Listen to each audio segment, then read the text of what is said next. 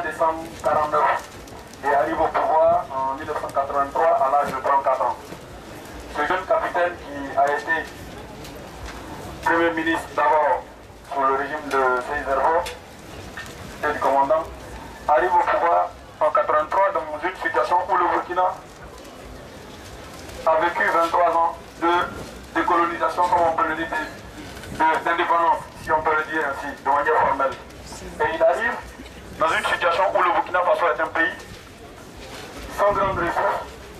Le Burkina Faso est un pays qui sert de main d'œuvre à la Côte d'Ivoire, pour ne pas dire, et il arrive à la tête d'un pays qui est en déliquescence, à la limite, dans un pays qui est perdu, pour ne pas dire.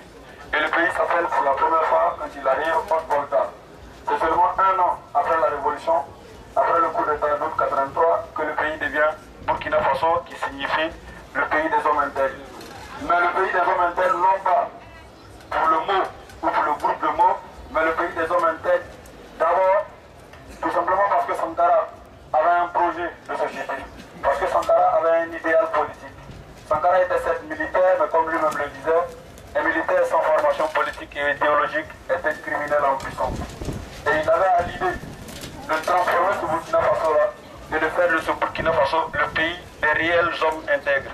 Et il fallait commencer par toutes les questions qui minaient la société, et il fallait commencer aussi par... Il fallait commencer donc par toutes les questions qui minaient la société, il fallait poser les problèmes et déjà commencer à trouver des éléments de solutionnement.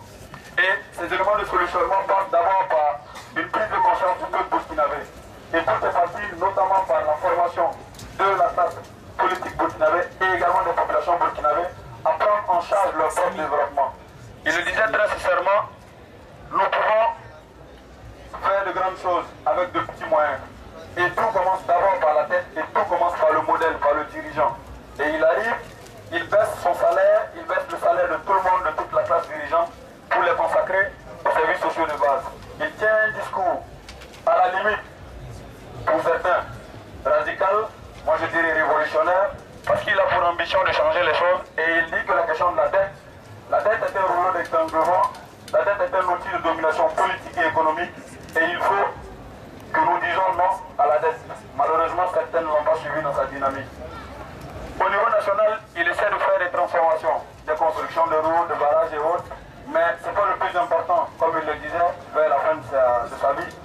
Il disait que le plus important, c'est d'avoir permis ou d'avoir su inculquer au peuple burkinabé la volonté de changer son quotidien, son environnement par lui-même et non par quelqu'un. Il ne faut pas se faire libérer par quelqu'un d'autre, mais il faut se libérer soi-même. Et cette libération est passée par plusieurs étapes. D'abord la libération politique, la libération économique, ce qui a engendré ou ce qui a conduit à toutes les constructions sociales. On pourrait vous parler des CSPS, les centres de santé primaires dans chaque village, tous les bosquets qui ont été construits et autres. Mais ce n'est pas le plus important. Le plus important, c'est toute la dynamique internationale qu'il a cassée. Dynamique internationale dans le sens où le Burkina, comme je le disais, était un peu la main d'œuvre de tous les autres pays, notamment de la Côte d'Ivoire principalement. Et en Côte d'Ivoire à l'époque, il y avait un dirigeant qu'on appelait Houphouët-Boigny. Le père, ou je dirais le terreau, ou je dirais encore plus, un des pions essentiels de la France-Afrique. Cette politique, je dirais, mafieuse entre la France et les pays d'Afrique également qui se voit et se constate dans d'autres relations, notamment entre la Belgique et le Congo, entre les États-Unis et un certain nombre de pays. Sankara arrive et dit à l'époque, avec les jeunes révolutionnaires qui viennent avec lui, les capitaines, il faut rompre avec cette situation et il faut faire du Burkina Faso non pas la plateforme, ou je dis la plaque tournante de la déstabilisation de tous les autres États, comme c'est en l'état actuel avec Blaise Compaoré qui a pris le pouvoir en 1987 et qui a souhaité ne plus y être 2 ans après, mais qui est 24 ans après. Il faut apprendre à décoloniser les esprits et il faut apprendre à rompre avec cette politique-là. Et la rupture avec cette politique est partie de cette année de 83, changement du nom du pays, réforme institutionnelle, un certain nombre de projets de sensibilisation, un certain nombre de projets, je dirais, d'indépendance réelle, d'indépendance politique, d'indépendance sociale et d'indépendance culturelle. Maintenant, pourquoi est-ce que on est arrivé à cette situation du 15 octobre 1987? On est arrivé à cette situation du 15 octobre 1987 parce que tout d'abord, Sankara dérangeait. Et il le disait lui-même, nous n'avons pas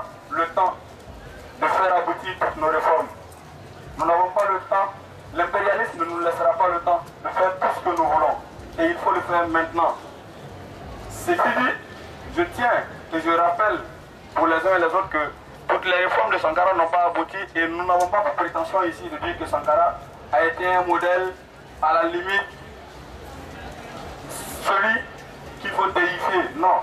Mais nous disons qu'au-delà de tous les manquements ou au-delà de toutes les insuffisances et des limites qu'il y a eu dans les différentes politiques, Sankara est aujourd'hui un leader et 24 ans après, la jeunesse le réclame. Mais pourquoi est-ce qu'il a été assassiné? Sankara était solidaire aussi bien du peuple burkinabé, notamment dans les différentes politiques, mais Sankara était également solidaire de tout le peuple en lutte pour une réelle décolonisation, pour une réelle indépendance, pour une réelle souveraineté. Sankara arrive à une période de l'Afrique où, passé les années d'indépendance, ou passé les luttes pour les indépendances, Sankara arrive à une période en 80-83 où c'est la période de la malcolonisation, pardon, du mal développement, la période je dirais, du désespoir chez les peuples africains. Et voilà quelqu'un, un jeune de 34 ans, qui apprend à faire renaître l'espoir dans la tête et dans l'esprit de tout le monde. La preuve, quand il a été assassiné, on l'a plus pleuré à l'extérieur qu'au Burkina.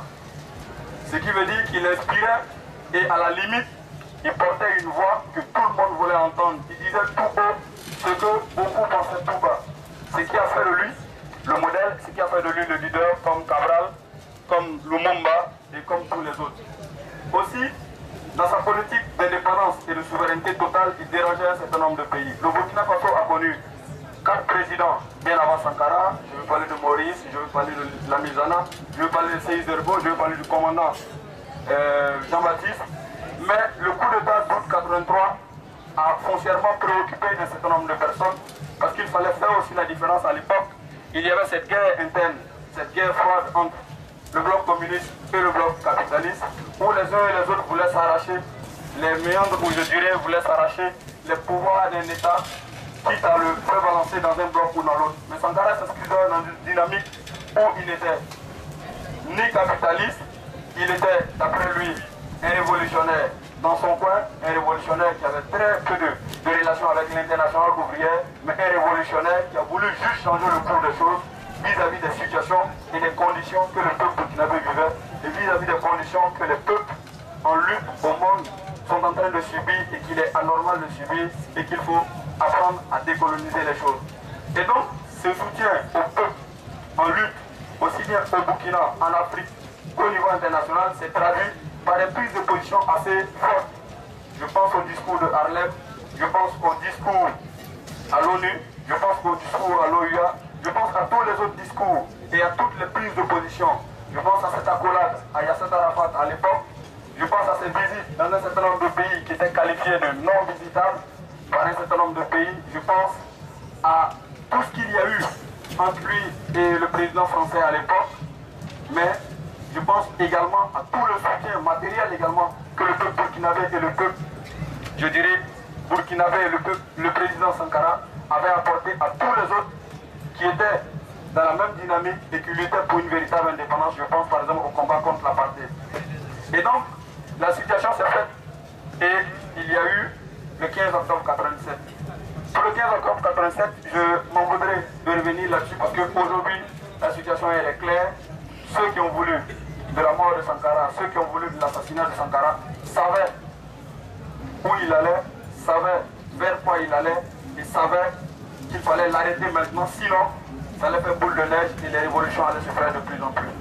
Mais nous sommes là 24 ans après, il y a des étapes qui ont été franchies, il y a, je dirais, des mots d'ordre qui ont été lancés, il y a des actions qui ont été menées, on pourra en parler tout à l'heure avec Antoine et certainement dans les débats, mais il reste toujours que au niveau des réformes, aussi bien politiques, sociales, culturelles qu'économiques, il y a eu beaucoup de choses qui ont été faites, même s'il y a des manquements, mais n'empêche que tout était dans le sens de la rupture avec l'ordre libéral, tout était dans la rupture avec l'ordre néocolonial, tout était dans la rupture avec l'ordre de domination.